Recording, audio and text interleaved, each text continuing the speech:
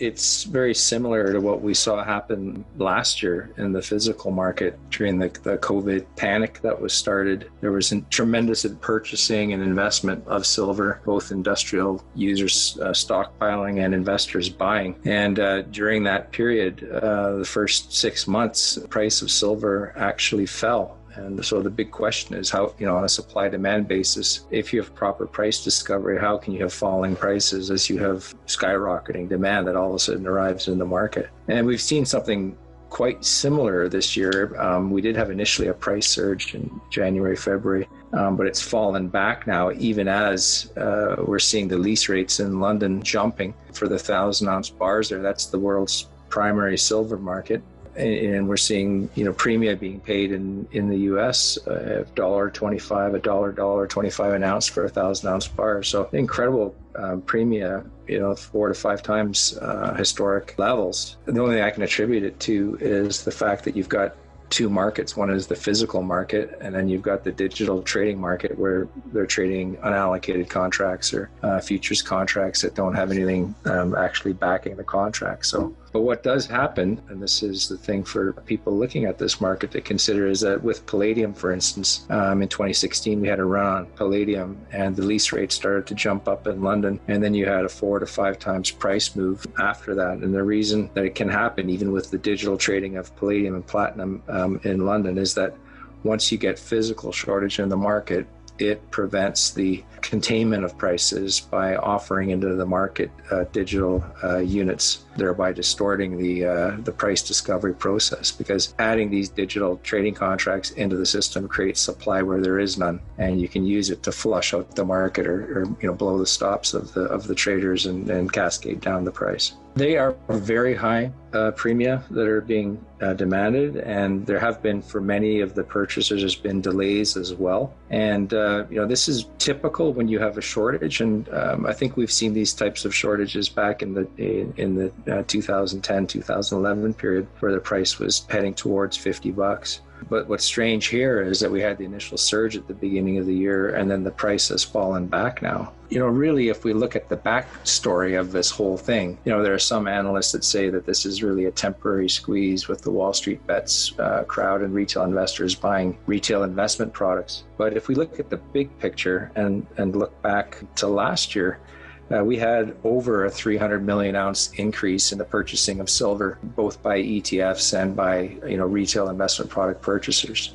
So there is a very, very real physical demand underpinning this market. And I think as we see the premia rise and we see the lease rates rising, indicating further market shortage, that it starts to contain the ability to set price with digital trading instruments. We look back to the 1970s, which was the last time that we had gross monetary inflation by the central banks of the world. You had gold put on a 20 times price move in 9 years, as did silver. What happens is when you dilute the currency and essentially abuse the currency with that level of currency creation, is that investors know that consumer goods price inflation always follows that level of currency increase. What we're seeing is that, and it's not just silver, copper's up over $4 now, and lumber's at all-time highs. And so you're seeing the things that you can't print start to jump in price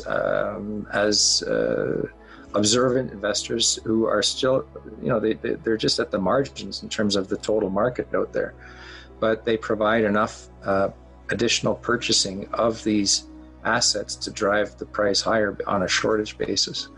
So I think this is really a movement. It's driven by the deplorables in the US, the disaffected middle Americans. They can see what's going on with the financial system, and they're departing the financial system by purchasing assets that are held outside the financial system as the volatility increases and as the currency becomes destabilized by central bank policy. The Federal Reserve is legging up again on money creation. It's about $3 trillion since they've added to the system since January of 2020. So a little bit over a year, they've added $3 trillion of liquidity.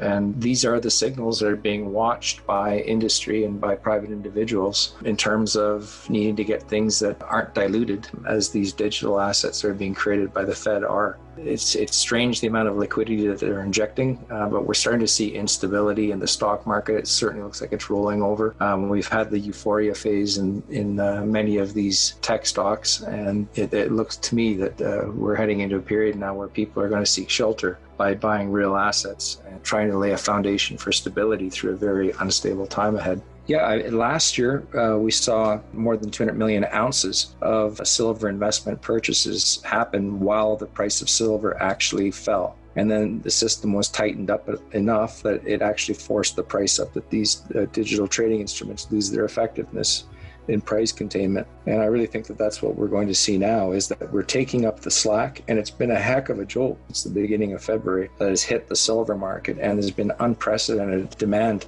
Just the Sprott PSLV physical silver ETF, on average, they're adding about 1 million ounces a day, plus or minus per trading day, into their ETF. If you look at on a trading day basis, the amount of silver that's mined globally, it's about 3.2 million ounces a day. So there's one ETF alone, which is actually taking the bars and putting it in their vault. Then you add on call it the Wall Street bets, but the deplorables buying silver and getting assets out of the financial system. And it's putting on a heck of a lot of stress. And we're seeing it now in London. Whereas we didn't see it last year in the same way. There was not a surge in the leasing rate, which is the cost to borrow silver. And we're seeing it surging now, indicating that there's actually in London, in the 1,000-ounce bar physical market in London, that the shortage is hitting there in the world's biggest market. So I think we've got a pause here, but I think that the slack is being taken out, and that the investment purchasing that we're seeing is fundamental. It's people buying bars and coins, and some ETFs are loading up. The loose monetary policy of the central planners at the central bank is back. They can only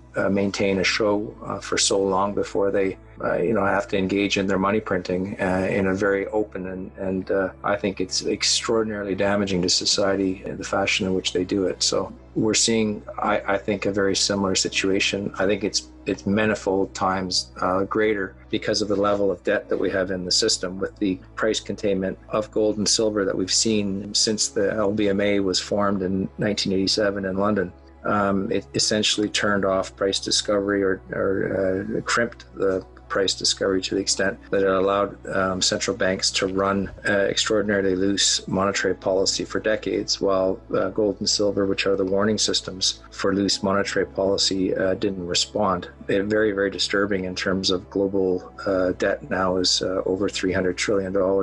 And now we have starting to increase rates, and devastation brought to the economy by the government shutdown for the COVID terror, which was operated last year and now into this year, has been just horrific. I think that the time for these assets is back again, and we have at this exact same time an unwinding of so many different aspects in the market in terms of illegal activity. Let's just say modulating activity that's been used to contain the price in the past. So we could have some very, very shocking increase in prices of many raw materials that have been underpriced because of these trading systems that have been used.